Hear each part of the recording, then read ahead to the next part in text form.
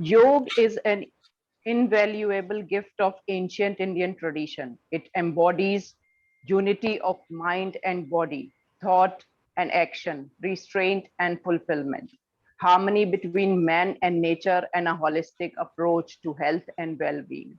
Yoga is not about exercise, but to discover the sense of oneness with ourselves, the world, and the nature.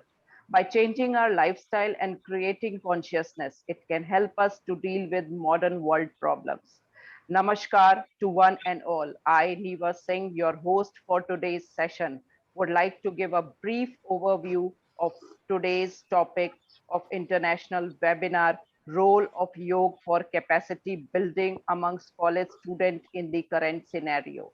As Swami Vivekanand rightly said, each soul is potentially divine. The goal is to manifest divinity within by controlling nature, external and internal, which means that human being has come into the world with purpose to develop his consciousness to the full extent and achieve perfection and everlasting peace. With this aim, on behalf of Navyog Suryoday Seva Samiti, I welcome all the guests and the participants. अब मैं हर्ष कुमार शुक्ला जी, जो लाल बहादुर शास्त्री संस्कृत विश्वविद्यालय में योग शिक्षक हैं, उन्हें स्वस्ति वाचन के लिए आमंत्रित करना चाहूंगी।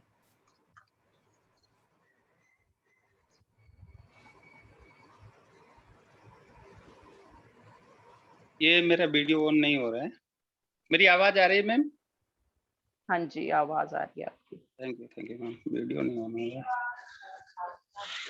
चलिए, हाँ, सभी लोग कमर गर्दन सीधी करेंगे, नमस्कार मुद्रा बनाएंगे और अपने इष्ट देवता का अपने चिंतन करेंगे। आप जिसको भी मानते हैं आप उनका चिंतन करेंगे। हरि ओम द्यौः शान्तिरन्तरिक्षगुं शान्तिः पृथिवी शान्तिरापः शान्तिरौषधयः शान्तिः वनस्पतयः शान्तिर्विश्वे देवाः शान्ति ब्रह्म शान्तिः सर्वगुं शान्तिः शान्तिरेव शान्तिः सामा शान्तिरेधि। ओम शांति शांति शांतिः। हरिः ओम। धन्यवाद ma'am. Thank you, Harsh ji. I heartily invite Srimati Manjari Joshi ji, who is Assistant Professor Yoga in J.C. Bose University of Science and Technology, Faridabad, and also Director of Navyog Suryoday Seva Samiti, to address the gathering. Over to you, ma'am.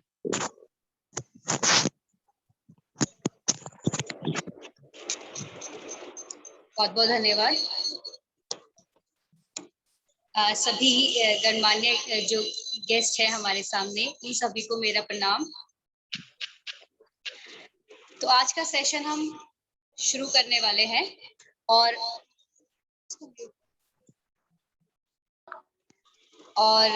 आज का क्योंकि जो session है specially हमारे विद्यार्थियों के लिए है, स्टूडेंट्स के लिए है, तो जो एक नाद योग ध्यान का जो अभ्यास हम कराते आए हैं और हमें जो फीडबैक उसका मिला है, वो विद्यार्थियों के लिए, स्टूडेंट्स के लिए बहुत ही अच्छा है। बाकी सबके लिए भी अच्छा है, पर विद्यार्थियों की दृष्टि से वो बहुत ही अच्छा अभ्यास हमने उसके फीडबैक मिले हैं, बहुत ही बेनिफिशियल साबित हुआ है ये विद्यार्थियों के लिए। तो आज उन्हीं के ही कुछ अभ्यास हम यहाँ पे करेंगे। आई होप वो सभी अभ्यास जो है आप बाद में भी कंटिन्यू कीजिए। ऐसा नहीं कि योगा डे आने वाला है तभी करना है। हमारी हेल्थ जो है, हमें शारीरिक और मानसिक रूप से 24 आवर्स हेल्दी रहना है, दिन पूरे साल भर हेल्दी रहना है, क्योंकि पढ़ना है, बहुत सारे डिसीजंस लेने पड़ते हैं स्टूडेंट्स को। तो ये बहुत ही बेनिफिशियल साबित हुआ है। तो चलिए आज कुछ अभ्यास हम सभी साथ मिलके करेंगे नाद योग ध्यान के। तो सभी सबसे पहले कमर गर्दन सीधी करके बैठ जाइए। दोनों हाथों से ध्यान मुद्रा इस तरह से बना के अपने घुटनों पर स्थापित कर ले हाथों को। आंखें कोमलता के साथ बंद, हम प्रार्थना के साथ अपने अभ्यास को प्रारंभ करेंगे। ओम भूर्भुवः स्वः तत्सवितुर्वरेण्यम् भर्गो देवस्य धीमहि धियो यो नः प्रचोदयात्।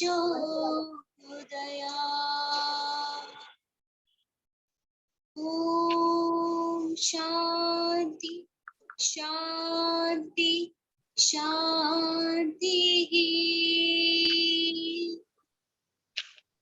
आप सभी स्वयं से कहें, ऑटो सजेशन दें।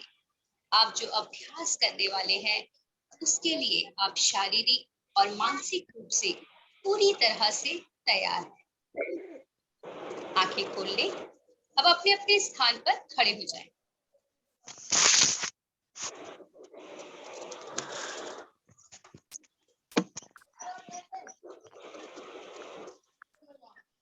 तो अभ्यास को प्रारंभ करेंगे, क्योंकि आसनों से पहले हम थोड़ा सा सूक्ष्म यौगिक व्यायाम का अभ्यास करेंगे, उसके बाद हम आसन करेंगे। तो सबसे पहले हम पैरों से शुरू करेंगे। अपने पंजों पर आएंगे, खिंचाव देंगे पूरा, और फिर बैलेंस बनाते हुए अपने हील्स पर आएंगे। इस प्रकार से वापस करेंगे टोस एंड हील्स। फिर से करेंगे 3 4 5 6 7 8। बहुत बढ़िया। दोनों के लिए अभ्यास, दोनों हाथों को अपने कंधों के समानांतर बना देंगे। श्वास बाहर निकालते हुए घुटनों को मोड़ेंगे। जिनको आर्थराइटिस है वो बहुत धीरे धीरे करेंगे, ज्यादा नहीं बेंड करेंगे। 1 2, श्वास बाहर निकालते हुए बेंड करेंगे नीज, कमर गर्दन सीधी। 3 4 5 6 7 8। दोनों हाथों को नीचे ले आइए। दोनों पैरों में कंधों के बराबर हम अंतर रखेंगे, पास्ता रखेंगे और अपनी कमर को रोटेट करेंगे। श्वास सामान्य रखेंगे। 2 3 4। कोशिश कीजिए अपर पार्ट आपका कम से कम हिले। 5 यहीं से 1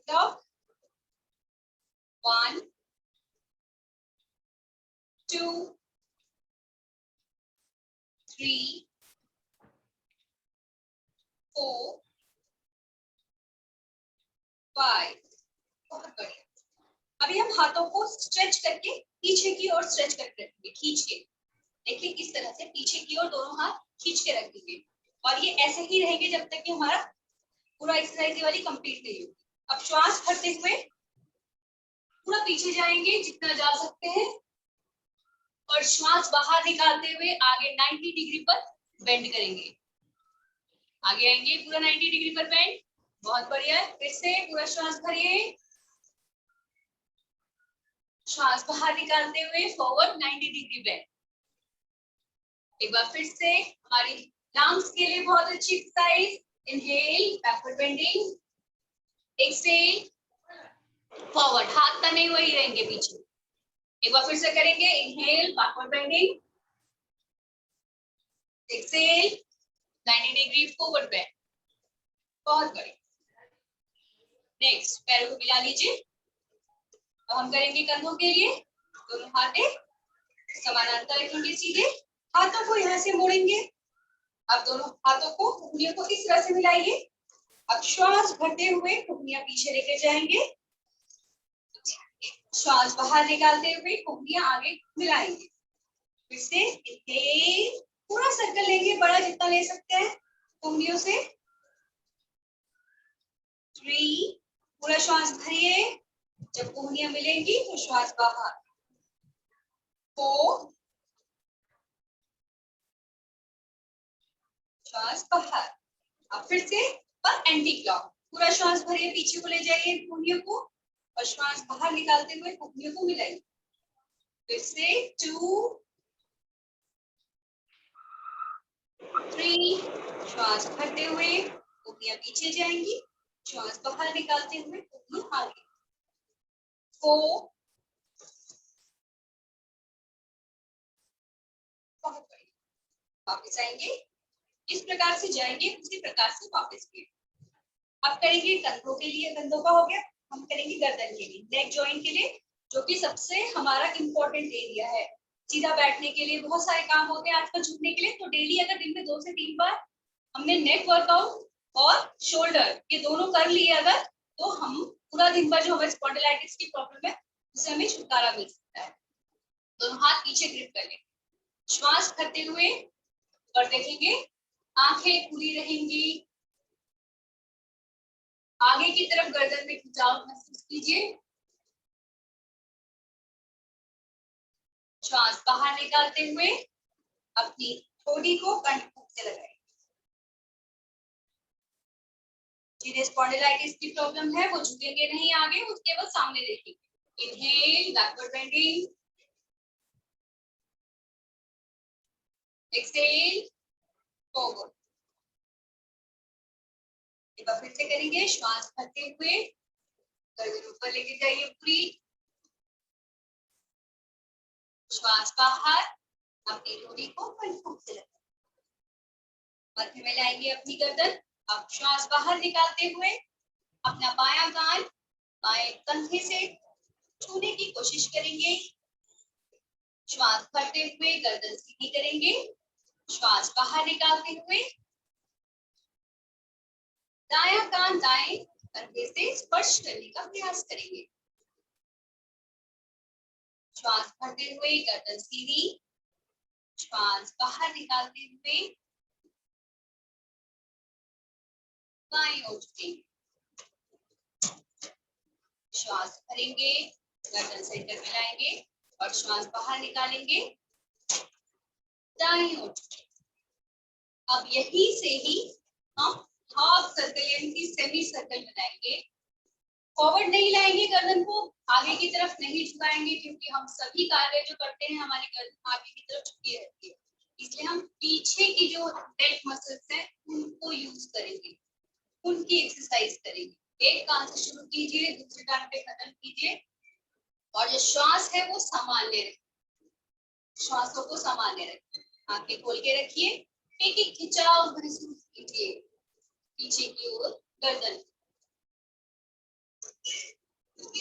बहुत बढ़िया, गर्दन सेंटर में ले आए, मध्य में ले आए।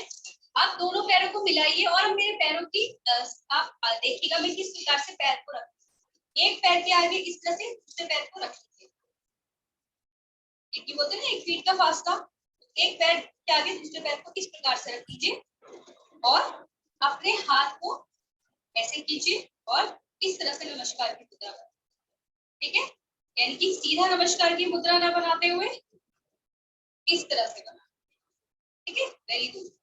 अब श्वास भरते हुए दोनों हाथों को ऊपर ले जाइए, कान से लगा लीजिए दोनों, आपकी यहाँ पे लंग्स एरिया जो है वो एक्सपेंड हो जाएगा, पूरा आपका पेट अंदर चला जाएगा। अब पूरा इनहेल करेंगे और पंजों पर आ जाएंगे, बहुत बढ़िया, पंजों पर आइए, सामने एक पॉइंट पर देखिए और इसे होल्ड कीजिए।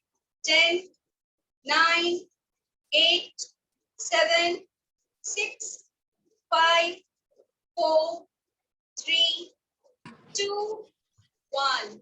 श्वास बाहर निकालते हुए हम उच्चारण करेंगे लंग, और धीरे धीरे अपनी हील्स को धरती पे ले आइए, हाथों को नीचे ले आइए, ठीक है। अब समझ में आया आपको, हमने मंत्रों का उच्चारण करना है, हमने वाइब्रेशंस अंदर तक पहुंचानी है। अब हम इसी प्रकार से दूसरे पैर को आगे रखेंगे, पूरा श्वास भरिए, हाथों को ऊपर लेकर जाइए, दोनों कानों से अच्छे से मिलाइए, खींचिए पूरे शरीर को ऊपर की ओर और अपने पंजों पर आ जाइए। श्वास को भी होल्ड करना है और पोस्चर को भी। 10, 9, 8, 7, 6, 5, 4, 3, 2, 1। श्वास बाहर निकालते हुए लम,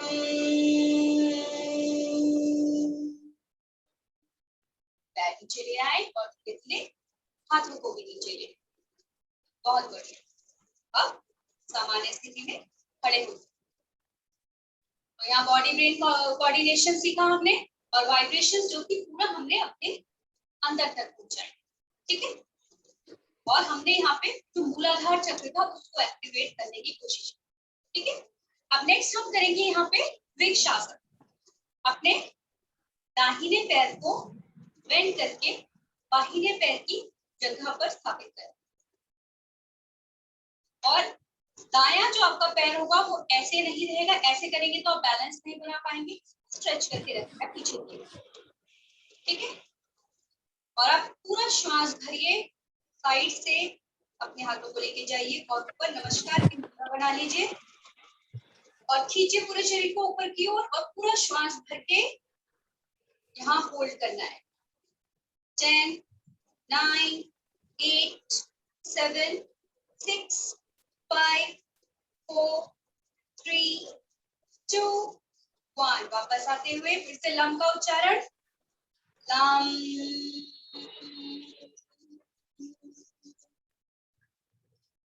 बहुत बढ़िया। अब इसी अभ्यास को हम दूसरे पैर से करेंगे, यानी कि अब बायां पैर हम दाएं पैर की जंघा पर स्थापित करेंगे, खींच के रखेंगे पैर को। देखिए, जो अभी स्टार्टिंग में बैलेंस क्रिएट नहीं कर पा रहा वो बैक सपोर्ट ले सकता है वॉल की। ठीक है, नमस्कार की मुद्रा और सामने एक पॉइंट पर लगातार देखेंगे। पूरा श्वास भरिए, होल्ड। 10, 9, 8, 7, 6, 5, 4, 3, 2, 1। सहेंगे, लम।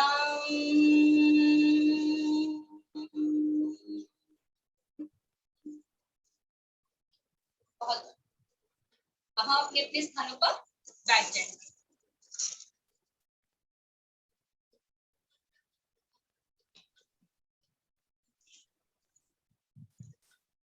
दोनों पैर सीधे कीजिए और दाईं तरफ से अपने पैरों को वज्रासन की स्थिति में ले आए।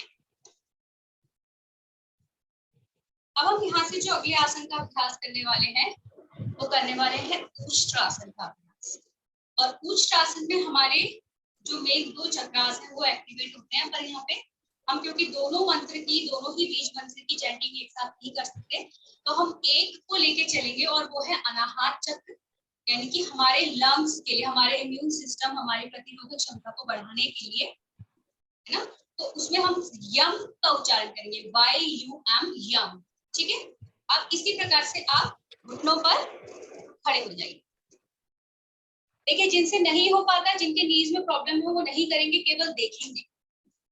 और मैं इसके आपको 2 वेरिएशंस बताऊंगी, इसकी एक इजी बताऊंगी और इसकी थोड़ी सी टफ वेरिएशन। इस तरह से अपने दोनों पैरों में थोड़ा सा फासला ले लीजिए अपने कंधों के बराबर, थोड़ा इजी होगा करने के लिए। अब श्वास भरते हुए पहले दाहिने हाथ से दाएं पैर को पकड़ेंगे, हील्स को, और बाएं से बाएं हील को, और अपनी गर्दन पूरी लटका लीजिए और पेट को आगे। चेस्ट आपकी एक्सपेंड हो, यहीं रुकेंगे। 5, 4, 3, 2, 1। श्वास बाहर निकालते हुए यम। ये हमारी एक वेरिएशन थी। अब जिनसे ये वेरिएशन नहीं हो, यानी पूरा पीछे नहीं बेंड हुआ जा रहा, उनके लिए है एक इजी वेरिएशन। इसमें वो दोनों हाथों से इस तरह से कमर को ग्रिप कर लेंगे। देखिए, उंगलियां पीछे की ओर, थंब आगे की ओर ग्रिप कीजिए और इनहेल करते हुए बैकवर्ड बेंडिंग। जितना बैकवर्ड जाया जाता उतना बेंडिंग कीजिए, पूरा श्वास भरिए। और रोकेंगे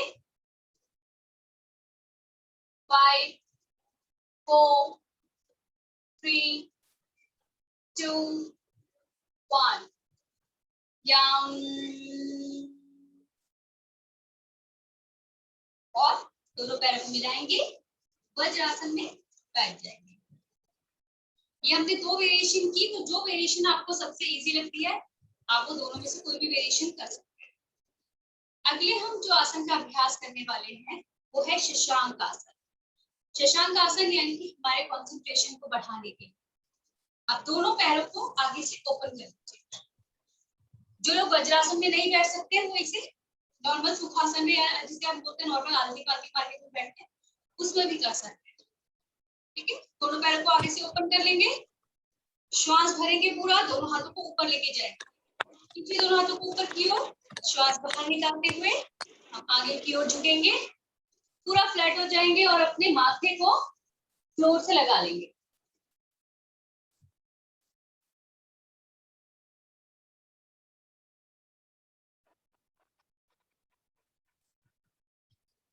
अब श्वास भरते हुए हाथ ऊपर लाएंगे और हाथों को नीचे लाते हुए आंखें बंद करते हुए ओम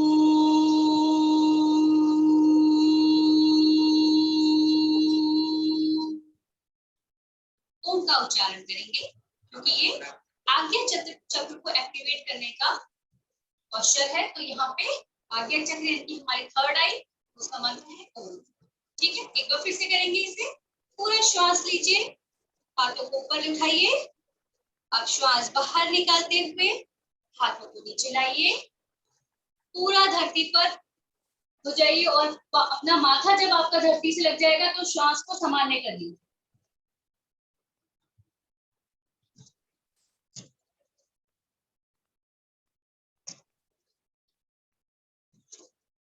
श्वास भरते हुए धीरे धीरे हाथों को ऊपर लाइए और हाथों को नीचे लाते हुए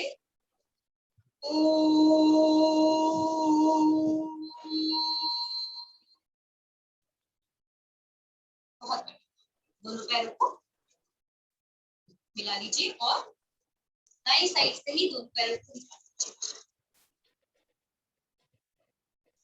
और किसी भी सुखासन में आप बैठ जाइए, या फिर इसमें हम लोग पद्मासन, स्वस्तिकासन, जितने भी हमारे मेडिटेटिव पोस्चर्स होते हैं उसमें हम बैठ सकते हैं, पर सामान्य लोगों के लिए हम सुखासन में आप बैठ।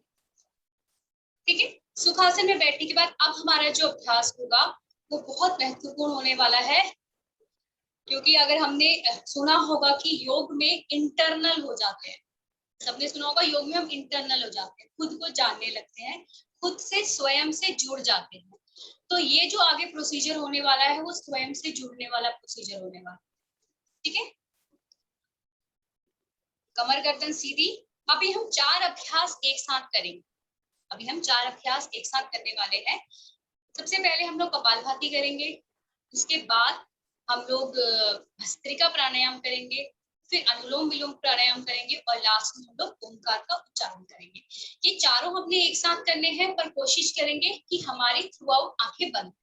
ठीक है, कमर गर्दन सीधी, कपालभाति शुरू करेंगे, पेट अंदर, श्वास बाहर, दोनों हाथों से ध्यान मुद्रा बना लीजिए, आंखें कोमलता से बंद, कमर गर्दन एकदम सीधी।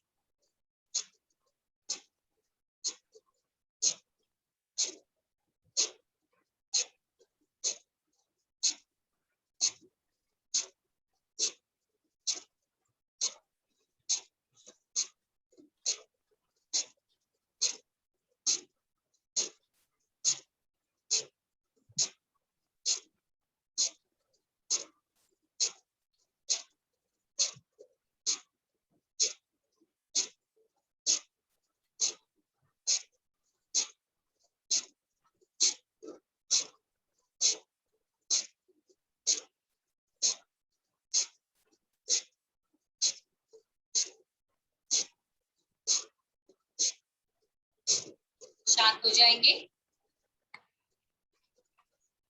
अगला अभ्यास भस्त्रिका प्राणायाम। अब इसमें पेट का कोई रोल नहीं, चेस्ट यानी कि लंग्स को एक्सपेंड करेंगे और स्क्वीज करेंगे, आवाज के साथ इसमें इनहेल और एक्सहेल दोनों की आवाज आएगी।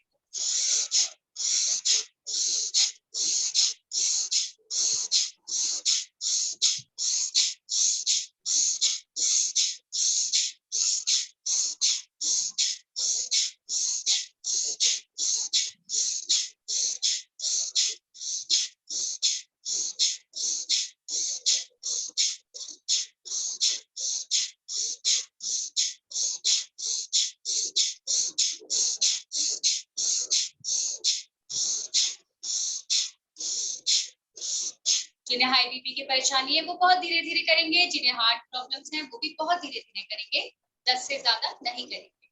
सभी लोग शांत हो जाएंगे। अगला प्राणायाम करेंगे, अनुलोम विलोम प्राणायाम। दाएं हाथ से हम प्रणव मुद्रा बनाएंगे और अपना अंगूठा दाएं नोस्ट्रिल पर रखेंगे और अपना रिंग फिंगर बाएं नोस्ट्रिल पर रखेंगे। पहले बाएं नोस्ट्रिल से श्वास भरें और दाएं से श्वास बाहर निकालें। अब दाएं से वापस भरें और बाएं से बाहर निकालें। इसी प्रकार इस क्रिया को दोहराते रहें, परंतु ध्यान रहे अनुलोम विलोम प्राणायाम में न श्वास लेने की आवाज आएगी न श्वास बाहर निकालने की आवाज आएगी। श्वास लेंगे, श्वास छोड़ेंगे, परंतु without any sound, without any efforts.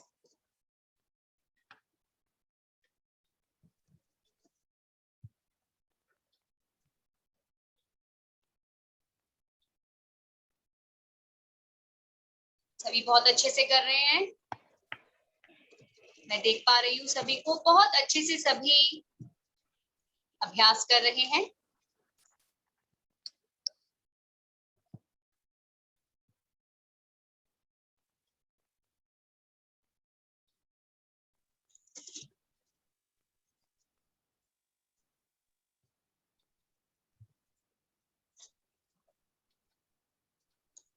धीरे धीरे हाथ नीचे ले आए, आंखें बंद रखें। अब आंखें बंद रखते हुए ओमकार का उच्चारण करेंगे। ओम ओम ओम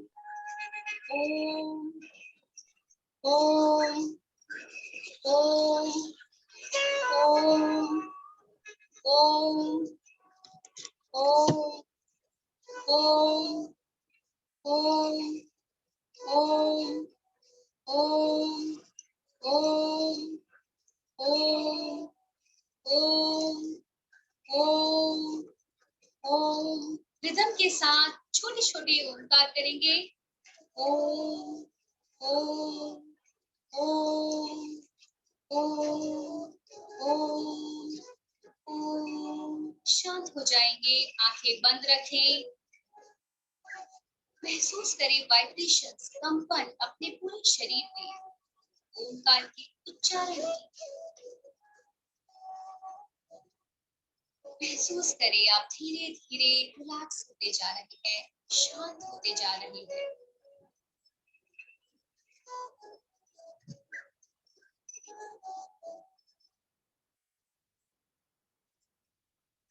अपना ध्यान अपनी श्वासों पर केंद्रित करें।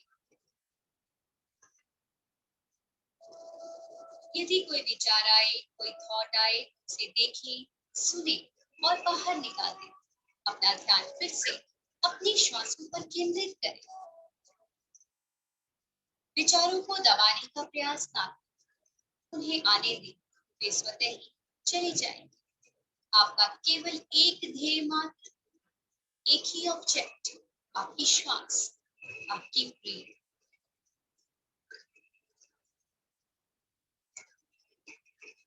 महसूस करें धीरे धीरे आपकी श्वास लंबी, गहरी और हल्की होती जा रही है। जिस अनुपात में आपकी श्वास हल्की हो रही है, उसी अनुपात में आपके विचार शांत हो रहे हैं।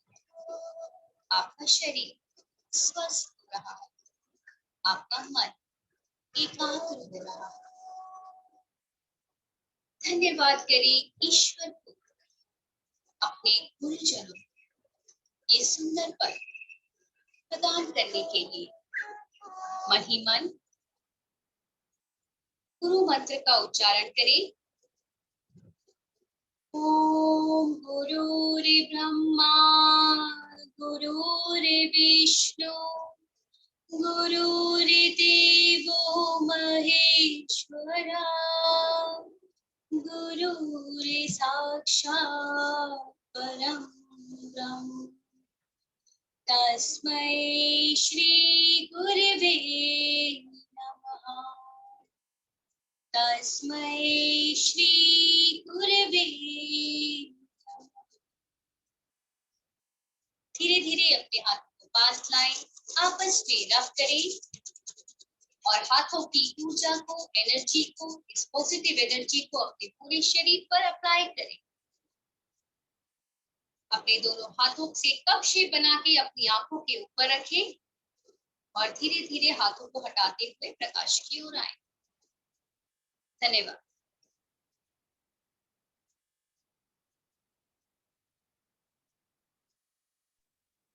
Over to you Niva ma'am. Thank you Manjari ma'am, आपने सुबह सुबह जो है वो सभी को एनर्जाइज कर दिया। Thank you for that. मैं अपने सभी पार्टिसिपेंट्स को बताना चाहूंगी कि जो वेबिनार चल रहा है वह JC Bose university of science and technology Faridabad के कोलैबोरेशन में किया जा रहा है और वे हमेशा नवयोग सूर्योदय सेवा समिति के साथ कार्यक्रम करते रहते हैं। आवाज थोड़ी सी स्लो है, थोड़ा सा माइक पास लाके बोलिए। आवाज ठीक आ रही है जी, ठीक आ रही है। Okay, now I would request Dr. Sanjeev Goyal ji, Principal CCSD JC Bose University, for the welcome note. Before that, I want to tell about Dr. Sanjeev Goyal ji. He is Principal CCSD JC Bose University of Science and Technology, Faridabad. A passionate and innovative young professional with an exemplary academic record. Thank you, Dr. Niva. Thank you. So let me start. Okay. Thank you, Madam Manjari Joshi, for a wonderful start. As the Bhagavad Gita says, a person is said to have achieved yoga, the union with the self, when the perfectly disciplined mind gets freedom from all desires and become absorbed in the self alone. Yoga is not a religion, it is a way of living towards a healthy mind in a healthy body. With this same, we Community College of Skill Development, JC Bose University of Science and Technology, YMCA Faridabad, in association with Nav Yoga Seva Samiti, welcome you all in this international conference, the role of yoga for building competence of university students in the changing scenario. First of all, I heartily welcome our distinguished chief guest, Shri Ramlal ji, Akhil Bharatiya Sampark Pramukh, Rashtriya Swam Sevak Sangh, and Professor B.K. Kutyala ji, Mananiya Adhyaksh, Uch Shiksha Parishad, Haryana Sarkar. Welcome you both, sir. Now, I welcome our dynamic leader, Honorable Vice Chancellor, Professor Dinesh Kumar ji, who himself does yoga every morning despite his busy schedule and always motivates us to do more in this field. This is his motivation only that UG and PG programs in yoga science are running successfully in Community College of the university. I further take this opportunity to welcome our worthy registrar, Dr. S.K. Garg, and thank him for his support, without which this program was not possible.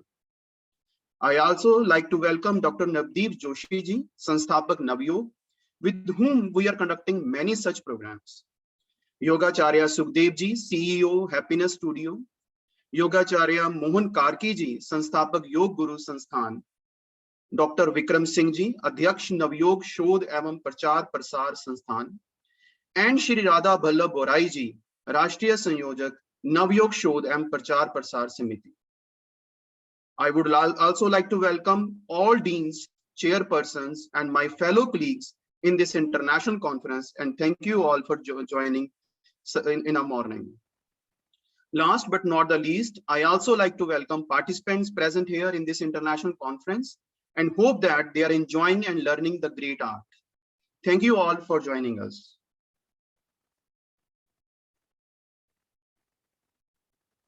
Niva ma'am. Thank you so much, Sanjeev ji. Now I would invite Dr. Navdeep Joshi ji to introduce us to Navyog Suryoday Seva Samiti and Nad Yog. But before that, I would like to give a brief introduction of Sir. Dr. Navdeep Joshi is an incredible personality who has knowledge, experience, and dedication towards the field of yoga and naturopathy. He is SFC member of Central Council of Research in Yoga and Naturopathy, Ministry of Ayush, Government of India. He is chairman, Yoga Sport Association India, governing body member, Delhi University, assistant professor, Department of Sri Lal Bahadur Shastri, National Sanskrit University. He is a Reiki Grandmaster. He has presented numerous research papers. He has been awarded with Yogacharya of the Year Award in 2013. He has organized many workshops, camps all over India on health and meditation.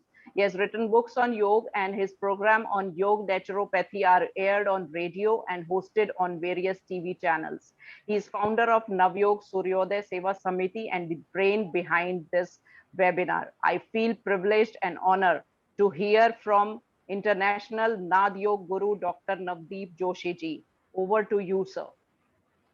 नमस्कार, बहुत बहुत धन्यवाद नीवा जी, आपका बहुत सुंदर संचालन, आपका धन्यवाद है। आप जो है एनसीसी की ऑफिसर हैं डिफेंस मिनिस्ट्री में और हमारे साथ भी कार्य करते हैं, आपका बहुत बहुत धन्यवाद। हम यहाँ पे आज अंतर्राष्ट्रीय वेबिनार जिसका शीर्षक है कि यूनिवर्सिटी के विद्यार्थियों के लिए हम योग कैसे करें और क्या ऐसा उनके लिए जिस समय इस समय हम जो प्रेजेंट सिचुएशन है, तो उसके लिए लगभग हम पिछली बार यानी कि जब से ये कोविड प्रारंभ हुआ था तब से हम इस तरह के कार्यक्रम कर रहे थे, लेकिन बाद में हमें ध्यान में आया ये तो और आगे बढ़ गया है, तो हमने यूनिवर्सिटी में जाके भी बातचीत करी, ऑनलाइन माध्यम से बहुत जगह कार्यक्रमों को करना प्रारंभ किया और धीरे धीरे हमें सफलता मिलती गई। मैं अपने नवयोग सूर्योदय सेवा समिति का थोड़ा सा परिचय देना चाहता हूं कि हम लोग 2004 से कार्य कर रहे हैं देश विदेश और अपने राज्यों में, करीब 25 राज्यों में हमने कार्यक्रम करे हैं और जो हमारी समिति है उसमें बहुत सारे लोग, जिसमें हमारे मार्गदर्शक हमारे माननीय रामलाल जी, माननीय उटियाला जी, हमारे राष्ट्रीय स्वयंसेवक संघ के और भी देश के कई समाज सेवी, योग संस्थान के लोग, हमारी वीसी माननीय डॉक्टर दिनेश जी, ऐसे कई लोगों ने हमें इसमें जो भी हम कार्य कर रहे थे उसमें बहुत अपना मार्गदर्शन दिया, हमें सहयोग दिया और हम लोग इस तरह से कई, अभी तो वर्चुअल माध्यम से, हम ऑफलाइन से भी कई कार्यक्रम कर पाए हैं। ये ऋषिकेश में और भी अनेक जगह पे हमने पहले योग और से प्रारंभ किया था, धीरे धीरे जो हमारी एक्सपर्टाइज है नाद योग उसको हमने करना प्रारंभ किया और उससे जिस तरह का लाभ लोगों में दिखाई दिया, जैसे कि अभी आपने किया, ये एक हमारी पुरानी साइंस है जो आदिनाथ शिव के द्वारा बताई गई है। महर्षि पतंजलि की तरफ से एक दर्शन हमारे पास है। इसी प्रकार हठ योग प्रदीपिका दूसरी तरह का स्कूल है जिसमें नादानुसंधान का एक पार्ट है, उसी पे मेरी रिसर्च भी है और हमने समिति के माध्यम से, जिसमें डॉक्टर विक्रम सिंह, मंजरी, राधा वल्लभ जी, ऐसे अनेक लोग उसमें आगे बढ़ते गए हैं और हमारे साथ में वे लोग, जब हमने इसको कराया, हमने स्लम एरिया में भी कराया, बड़ी बड़ी जगह पे भी जब हम इसको करते गए तो हमने देखने को मिला कि बहुत लोग इसको समझ पा रहे हैं और इसी माध्यम से हम आगे बढ़ते गए और जिस तरह से आप सब लोगों का भी सपोर्ट है, क्योंकि जब अच्छा लगता है तो हम देखते हैं कि लोग जो है हमारे साथ में जुड़ते जाते हैं। तो इसीलिए मैं जो हमारे विद्यार्थी हैं, जो छात्र हैं, जो योग में हैं, उनको मैं ये भी कहना चाहता हूँ कि आप बढ़ते जाइए, जैसे जैसे आप बढ़ते जाएंगे वैसे वैसे आप स्थिति को पा पाएंगे। तो यहाँ पे जो मुख्य रूप से जो हम लोग बात कर रहे हैं वो नाद मेडिटेशन की है। उसमें बस मैं एक बात कह के इस बात को समाप्त करता हूँ कि ये जो हमारा जो पूरा शरीर है, ये शरीर जो है फिजिकल बॉडी, ये केवल 5% ही वर्क करता है। इसके अंदर हमारा अन्य शरीर है जो प्राणमय कोश है, उसके अंदर मनोमय कोश है, उसके अंदर विज्ञानमय कोश है और फिर आनंदमय कोश है। तो हम जिस तरह की ऊर्जा को पाना चाहते हैं, एक भगवान ने एक नियम बना दिया है जिसको हम लॉ ऑफ नेचर बोलते हैं। और भगवान को आप किसी भी नाम से माने, हमारी जो भारतीय संस्कृति है उसमें तो प्रारंभ से ही गुरुकुल था। अगर राजा महाराजा भी होते थे तो वो भी गुरुकुल माध्यम में जाते थे। क्यों? क्योंकि ये पांचों कोषों के बारे में जानकारी होती थी। आजकल केवल हम सांसारिक जानकारी लेते हैं, वो बहुत अच्छा है क्योंकि हमें आगे बढ़ना है और आप सब लोग विद्यार्थी हैं, लेकिन उससे ज्यादा योग विज्ञान को जानना जरूरी है। और योग विज्ञान को जानने के लिए ये बहुत आवश्यक है कि हम जानें कि ये 5 कोष क्या हैं। तो हम जब वर्कशॉप करते हैं, हमने जीसी बोस में भी इस तरह की वर्कशॉप करी, तो हमें ध्यान में आया कि ये जो है बहुत महत्वपूर्ण है। तो हम इस बात को ध्यान में रखते हुए ये मैं कहना चाहता हूँ कि ये जो 5 कोष हैं, इन 5 कोष के बारे में अगर हमने जानना प्रारंभ कर दिया तो हमारी साधना सफल हो जाएगी। ये अंदर जो आपको दिखाई दे रहा है ये आपकी सोल है, ये आनंदमय कोष आपका सोल नहीं है। लेकिन आप अच्छा करेंगे, आप रसगुल्ला खाएंगे तो भी आपको यहाँ पे तृप्ति होगी। तो लेकिन रज, इसके लिए जो हमने बताया है, जो मैं अभी लगातार अपने कार्यशाला में बताता हूँ कि जो हमारा सच्चित आनंद जो है, उससे पहले जो आनंदमय है वही आपका कारण शरीर है। इसीलिए वात पित्त कफ या एक्यूमुलेशन ऑफ मॉर्बिड मैटर से आप स्थूल शरीर को तो ठीक रख सकते हैं, स्वस्थ रख सकते हैं, लेकिन जब हम अपने ट्रांसफॉर्मेशन की बात करते हैं, बदलाव की बात करते हैं, तो वो आपका सात्विक राजसिक तामसिक गुण के आधार पर होता है और वो योग के कारण आप धीरे धीरे प्रकाश की ओर बढ़ने लगते हैं। बहुत बहुत धन्यवाद। मैं सभी हमारे माननीय लोग जो यहाँ पे विराजमान हैं उनका भी धन्यवाद करता हूँ, और प्रोफेसर, फैकल्टी और मेरे सारे मित्र, मेरे विद्यार्थी, बहुत बहुत धन्यवाद। Thank you sir for your words of wisdom. अब मैं आमंत्रित करना चाहूंगी हमारे विशिष्ट अतिथि योगाचार्य श्री सुखदेव जी को, जो हैप्पीनेस स्टूडियो के सीईओ हैं और वे भारतीय क्रिकेट टीम में योग से भी जुड़े हुए हैं। Over to you sir.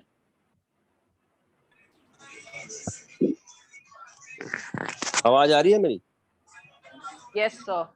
Yes sir. हाँ जी, हाँ जी। नमस्ते सभी भारतवासियों को मेरी तरफ से नमस्ते, और स्पेशली नवदीप भाई और विक्रम भाई को नमस्ते, जिन्होंने मेरे को इस वेबिनार में जुड़ने के लिए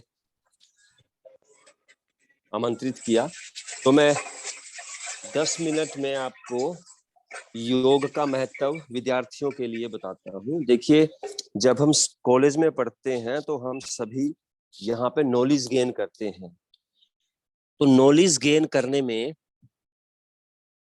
हमें चीजों को पढ़ना पड़ता है, सीखना पड़ता है। हमारा जो सीखना है, जो लर्निंग है, वो हमारे लाइफ का एक बहुत बड़ा हिस्सा है।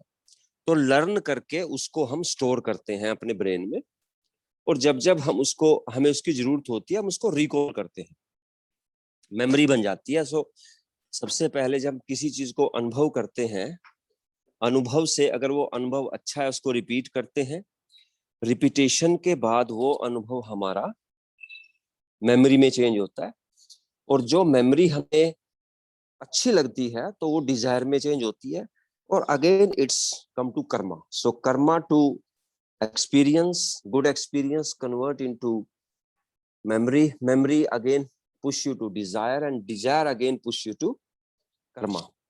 So ये हमारी सोल का सॉफ्टवेयर है और इसी में हम पूरी लाइफ लगे रहते हैं। तो जैसे नवदीप, कैमरा ना बार बार हिल रहा है थोड़ा। अच्छा, अब नहीं हिलेगा सर। तो अभी जैसे नवदीप भाई ने बात की अपने पंचकोश की, तो मैं उसी पंचकोश को और थोड़ा सा वेस्टर्न साइंस को आधार रख के मैं इसको एक्सप्लेन कर रहा हूँ। तो हमारी जो ह्यूमन बॉडी है उसमें 11 सिस्टम है, और जो 11 सिस्टम है वो ऑर्गन से मिलके बने हैं, ऑर्गन टिश्यू से। हम लास्ट में ह्यूमन सेल पे आते हैं। तो जितने भी हमारे विद्यार्थी हैं, सभी यहाँ पे जो हमें सुन रहे हैं, उनको मालूम है कि ह्यूमन सेल क्या होता है।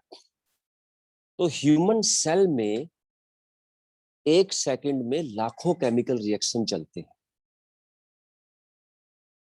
ह्यूमन सेल के अंदर ऑक्सीजन, जिसको हम प्राणवायु बोलते हैं, और ग्लूकोज या फिर फैट। ग्लूकोज जो है वो कार्बोहाइड्रेट का स्मॉलेस्ट पार्ट है, उसमें 2 मॉलिक्यूल शुगर के होते हैं। और या फिर फैट या फिर प्रोटीन, इसमें इन तीनों में से कोई भी एक मॉलिक्यूल मिलके केमिकल रिएक्शन होता है और उसके बाद बनता है H2O पानी, CO2 कार्बन डाइऑक्साइड, और वहां पे बनता है ATP प्लस हीट। ये 4 चीज बनते हैं, एक हीट और 3 केमिकल। जो ATP है इसको बोलते हैं एडेनोसाइन ट्राइफॉस्फेट। ये फास्फोरस के 3 मॉलिक्यूल्स होते हैं। तो इसको हमारे कल्चर में पिछले करोड़ों साल से, अरबों साल से, लाखों साल से बोलते हैं प्राण। तो जो प्राण है उसी को अलग अलग लैंग्वेज में हम बोलते हैं जान, दम, एंडोरेंस, स्टेमिना, पावर, एनर्जी। अब जो हमारा शरीर दिखता है हमें, जो आप मेरे को देख रहे हो या नवदीप भाई को देख रहे हो, विक्रम भाई को देख रहे हो, ये है मन, अन्नमय कोश, अन्न से बना हुआ कोश। अब इसके अंदर है प्राणमय कोश, जो मैंने आपको समझाया अभी। उसके बाद है मनमय कोश, विज्ञानमय कोश, आनंदमय कोश। अब जो ये एटीपी बनता है हमारी बॉडी में, जो प्राण बनता है हमारी बॉडी में, ये ऑक्सीजन स्लैश प्राणवायु, उसकी अब्सेंस में इसके खाली 2 यूनिट बनते हैं, और उसकी प्रेजेंस में इसके 38 यूनिट बनते हैं, 19 टाइम मोर। ऑक्सीजन की अब्सेंस में 2 यूनिट, ऑक्सीजन की प्रेजेंस में 38 यूनिट बनते हैं इस प्राण के। और जो प्राण है, जितनी भी हमारे शरीर में, मानव शरीर में जितनी भी मानसिक बीमारियां हैं या शारीरिक बीमारियां हैं, शारीरिक स्तर पे, मानसिक स्तर पे, भावनात्मक स्तर पे और आध्यात्मिक स्तर पे जो भी इनबैलेंस है, सारे के सारे इनबैलेंस की जड़ है लैक ऑफ प्राण। When we have less ATP in our human body is more prone to sick as our physical problems, mental problems, emotional problems and spiritual problems. Number 3, जो ATP है, जो प्राण है, उसका 99% है ऑक्सीजन, प्राणवायु। और ये ऑक्सीजन, ये प्राणवायु हमें मिलती है ब्रीदिंग से, प्राणायाम से। और जो प्राणायाम है उसका सिंपल सा बायोमैकेनिक है कि ये फेफड़ों में गैसों को एक्सचेंज करता है। डायाफ्राम की मदद से हमारे फेफड़े कॉन्ट्रैक्ट होते हैं, एक्सपेंड होते हैं। और जो डायाफ्राम है वो स्टमक मसल की मदद से चलता है, रिब केज की मदद से चलता है। स्टमक मसल से चलाना आसान है। तो मैं आपको सिंपल 1 मिनट करके दिखा रहा हूं। मैंने इसका नाम रखा है कि फूंक मारो। अगर जैसे मैं आपसे बात कर रहा हूं तो मेरे फेफड़े मुश्किल से 5 से 7% काम कर रहे हैं, मुश्किल से। अगर मेरा पोस्चर बहुत अच्छा है, बॉडी की अलाइनमेंट बहुत अच्छी है, ग्रेविटी के साथ मेरा तालमेल बढ़िया है, तो 10%। लेकिन जैसे ही मैं अपने ब्रेथ को एक्टिवेट करूंगा,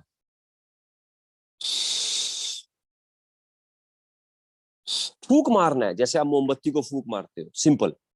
तो जैसे मैं अपने ब्रेथ को एक्टिवेट करूंगा, मेरे फेफड़े जो कि 5 से 10% काम कर रहे हैं, वो 50 से 70% पहुंच जाएंगे, 5 से 20 गुना ज्यादा। और इससे मेरे शरीर में ऑक्सीजन का लेवल बढ़ेगा, क्योंकि when I going to blow, जब मैं फूंक मारता हूं देसी भाषा में, इससे मेरे स्टमक कॉन्ट्रैक्ट होंगे। मेरे स्टमक में इंटरनल एब्डोमेन प्रेशर है, हवा का प्रेशर है। वो हवा का प्रेशर मेरे स्टमक में इसलिए है क्योंकि उससे मेरे स्टमक के ऑर्गन्स मेरी किडनीज, मेरा डाइजेस्टिव सिस्टम, मेरा लीवर, मेरा पैंक्रियाज, मेरा स्प्लीन फ्लोट करते रहते हैं। तो जब मैं अपने स्टमक मसल को कॉन्ट्रैक्ट करूंगा, वो एब्डोमेन प्रेशर मेरे डायफ्राम को ऊपर पुश करेगा, डायफ्राम ऊपर जाएगा तो मेरे फेफड़े कॉन्ट्रैक्ट होंगे, हवा छोड़ेंगे, क्योंकि फेफड़े स्पंजी हैं। जैसे हम घर में बर्तन साफ करते हैं ना स्पंज से, उस स्पंज को अगर हम हाथ में ले लेंगे वो छोटा हो जाएगा, लेकिन जैसे उसको हम हाथ को छोड़ेंगे वो स्पंज अपना नॉर्मल शेप ले लेगा। तो ऐसे ही फेफड़े हैं। हल्का सा अपने स्टमक को रिलीज करेंगे आप, तो हवा अपने आप अंदर जाएगी। अब इससे क्या होगा? इससे हमारी बॉडी में ऑक्सीजन का लेवल बढ़ेगा और कार्बन का लेवल कम होगा। तो उससे हमारे ब्लड का पीएच लेवल में फर्क पड़ेगा। उससे हमारा नर्वस सिस्टम थोड़ा सा डिस्टर्ब हो जाएगा और हमें डिजीनेस, गिडीनेस, नमनेस ये फीलिंग आएगी। इसको हाइपरवेंटिलेशन बोल दो आप। तो डरने की जरूरत नहीं है। जब आप 50 बार, 20 बार, 30 बार, 50 बार, 70 बार फूंक मारेंगे तो उससे आपके शरीर में ऑक्सीजन का लेवल बढ़ेगा, कार्बन का कम होगा, ब्लड का पीएच लेवल चेंज होगा, dizziness, giddiness, numbness, muscle tingling होगी। लेकिन end of the day, with in 5 to 10 minutes, जब वो ऑक्सीजन एटीपी में कन्वर्ट होगी ना, तो क्या होगा? आपका एनर्जी बढ़ेगा, ऊर्जा बढ़ेगा, प्राण बढ़ेगा।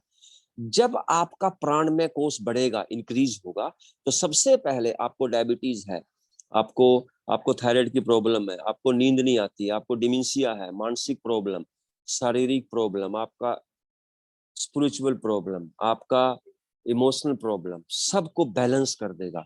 जैसे जैसे प्राणमय कोष बढ़ेगा, सबसे पहले वो मनमय कोष, जिसकी अभी नवदीप भाई ने बात की, क्या है मनमय कोष?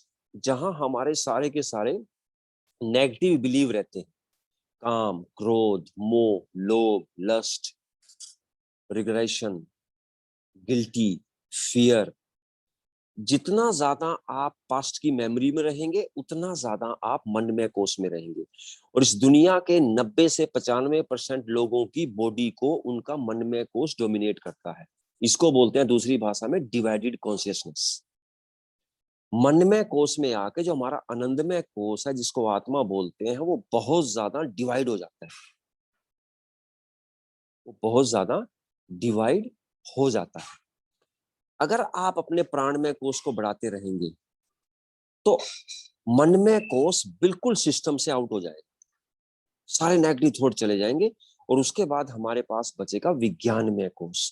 जो विज्ञानमय कोष वो चीज है जिसको हम बोलते हैं इंटेलेक्ट, जहां पे हमारा स्किल है, जहां पे सारे के सारे हमारे अच्छे विचार हैं।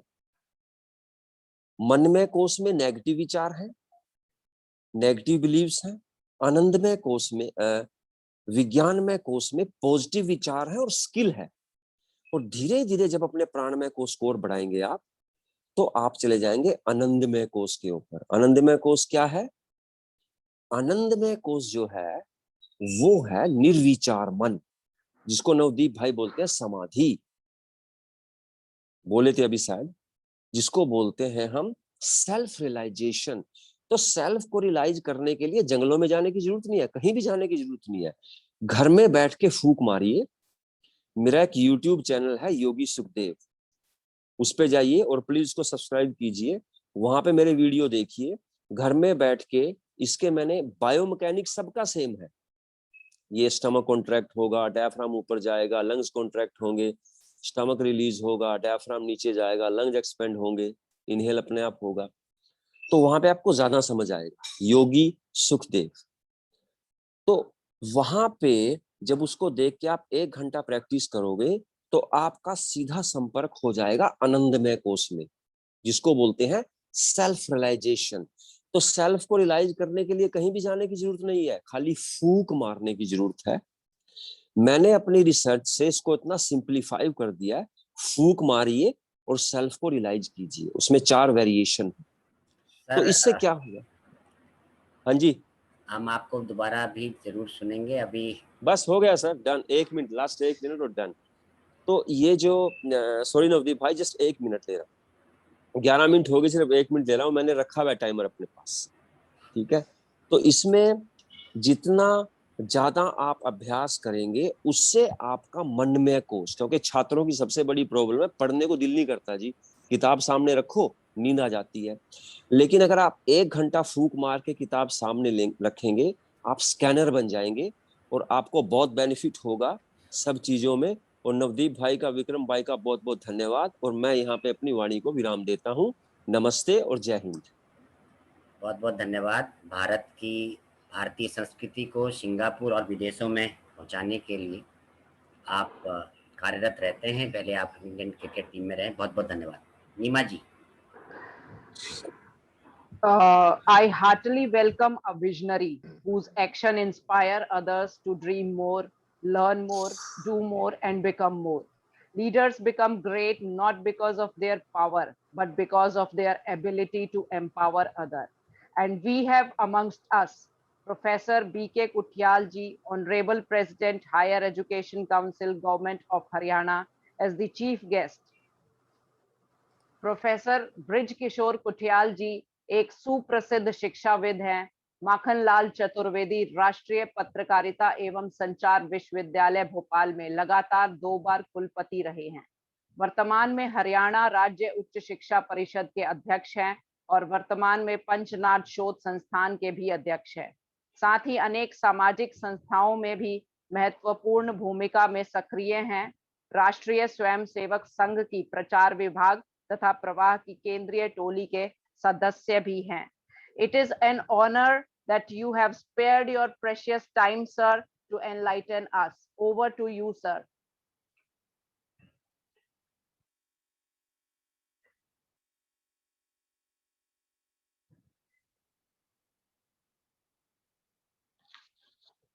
सर, आप अपने आप को अनम्यूट कीजिए।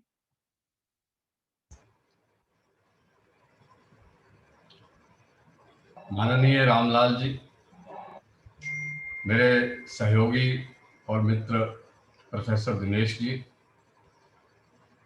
इस पूरे कार्यक्रम के कल्पनाकार और सूत्रधार नवदीप जी, इस कार्यक्रम में जिन लोगों का उद्बोधन हमको अभी तक प्राप्त हुआ, जगदीश चंद्र बसु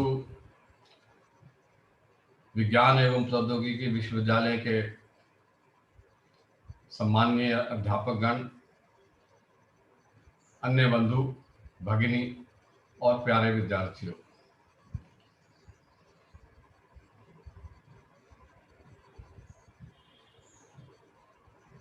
आज जिस विषय पर इस आभासीय संगोष्ठी का, वर्चुअल मीटिंग का आयोजन किया गया है, उसका मुख्य विषय है क्षमता विकास। विद्यार्थियों की क्षमता का उत्थान कैसे हो, किस प्रकार से विद्यार्थी ऐसा कुछ करे कि जिस काम के लिए इस आयु वर्ग में समाज ने उनको दायित्व दिया है, जिसके लिए उनको अपने आने वाले जीवन का आधार बनाना है, उसमें वो अपनी कैपेसिटी बिल्डिंग कैसे करें, अपने कार्य को अधिक तत्परता से, अधिक प्रभावी रूप से और इस प्रकार से कार्य करें कि उनको स्वयं को भी एक प्राप्ति का, एक सफलता प्राप्त की ऐसी अनुभूति हो और उनका जो आनंदमय कोश है उसमें ऊर्जा बने, उसकी ऊर्जा में वृद्धि हो।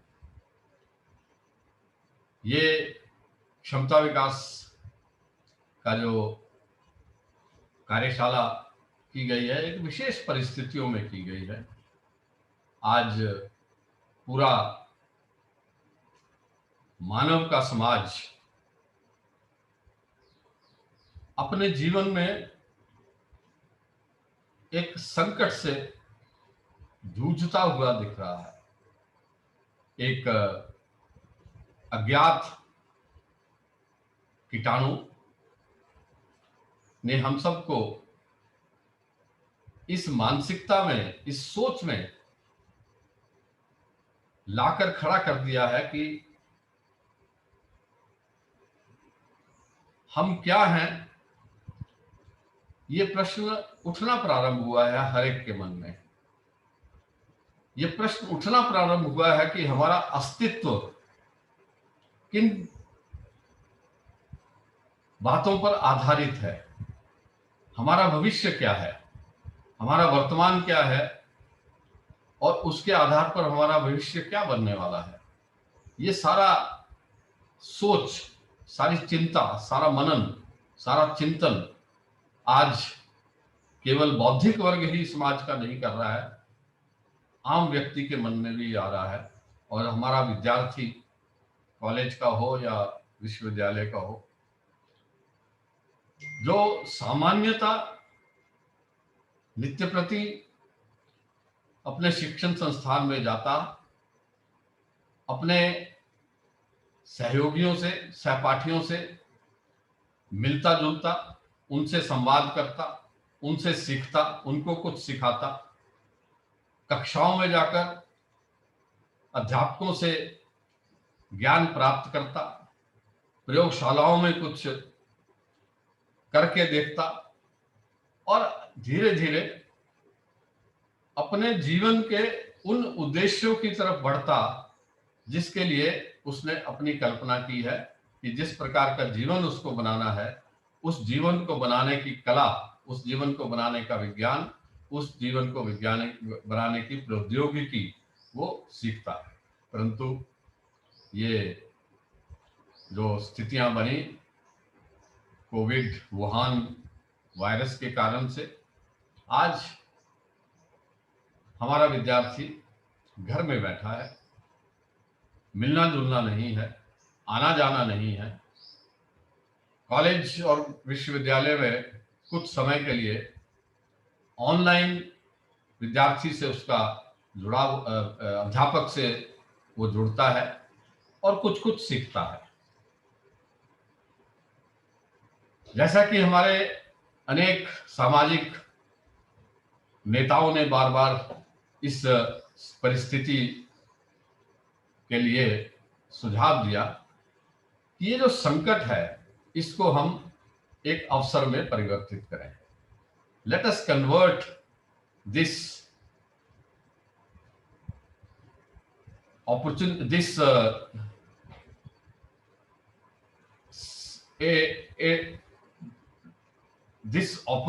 let us convert this tragedy into an opportunity. इसको हम किस प्रकार से इसका लाभ उठाएं।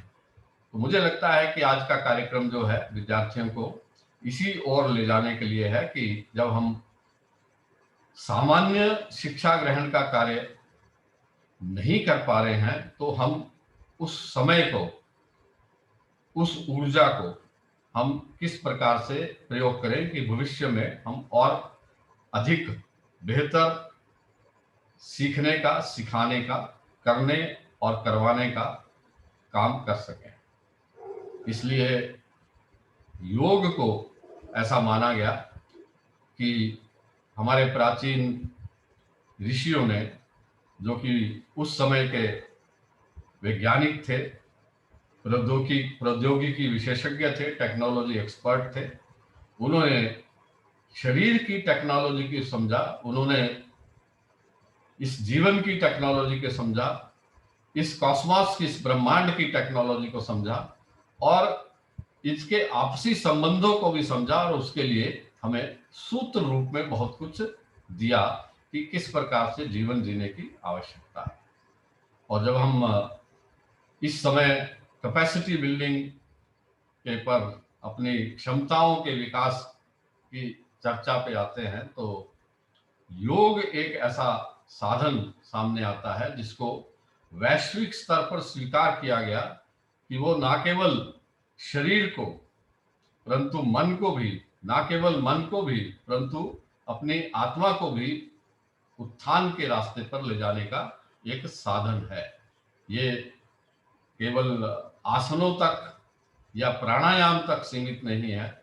योग आपको, जैसा कि पूर्व के वक्ताओं ने बताया, कि अपने को एक एक बेहतर जीवन जीना और अपने आसपास के वातावरण से, अपने आसपास के बंधु बांधवों के साथ, आसपास के जीवों के साथ, आसपास की निर्जीव प्रकृति के साथ एक सकारात्मक संबंधों का बनाना, ऐसा योग जो है जोड़ने का काम, हम आसपास में सबसे जुड़े, ऐसा हमको सिखाता है। कैपेसिटी बिल्डिंग में अगर हम कहें तो एक छोटा सा विषय इस प्रकार से है कि हर विद्यार्थी चाहता है कि जो वो पढ़े, जो वो अध्यापक से सुने, जो वो वीडियो में देखे, उसको वो अच्छी तरह से समझे, उसको समझने की उसकी कैपेसिटी जो है वो धीरे धीरे वो बढ़ाने का प्रयास करे, उसका विश्लेषण करने में उसका प्रयास करे, उसको सही तरह से उत्तम रूप से उसका विश्लेषण कर सके, उसको वो स्मरण रख सके, उसको रिटेन कर सके, उसको अपने मस्तिष्क में स्मरण रख सके, और आवश्यकता होने पर उस ज्ञान को, उस जानकारी को, उस प्रौद्योगिकी को, उस टेक्निक और टेक्नोलॉजी को वो रिट्रीव कर सके, उसको रिकॉल कर सके, वो प्रस्तुत कर सके। केवल परीक्षा में ही जो कुछ उन्हें याद किया है, जो उसने सीखा है, जो उसको समझ में आया है, केवल परीक्षा में ही उसको रिट्रीव नहीं करना होता है, परंतु जीवन में हर मोड़ पर उसको रिट्रीव करना होता है। और इसके लिए हम सबको मालूम है कि अपना चित्त को केंद्रित करना, अपने मन को केंद्रित करना बहुत अनिवार्य होता है। हमको मालूम है कि अगर हमको किसी बात को समझना है तो उस विषय पर अपने को केंद्रित रखने की आवश्यकता है। उसका विश्लेषण करना है तो केवल उसी विषय पर सोचना है। अगर उसको हमने स्मरण रखना है तो उस विषय को हमको कहीं अपने मस्तिष्क के किसी एक कोने में रखना होगा।